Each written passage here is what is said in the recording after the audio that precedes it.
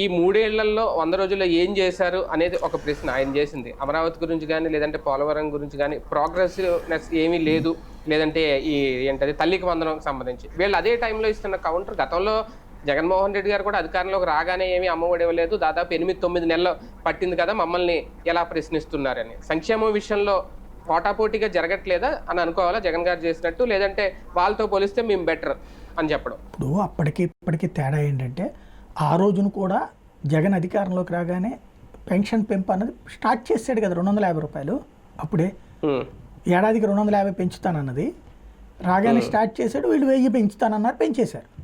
అందులో 3 నెలలకు బ్యాలెన్స్ ఇస్తాన్నారు, 7000 ఇచ్చేశారు.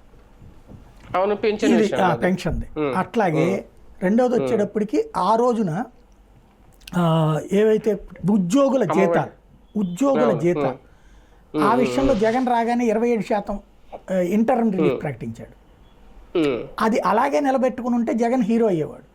కానీ అది ఆ తర్వాత తగ్గించి అది కాస్త 23కి చేసి దాన్ని మళ్ళీ రచ్చ చేసుకుని దాంట్లో పాత డబ్బులు వెనక్కి రికవర్ చేస్తామని ఇట్లాంటి పనికి మాలిన వాటితో చెడ్డోడయ్యాడు.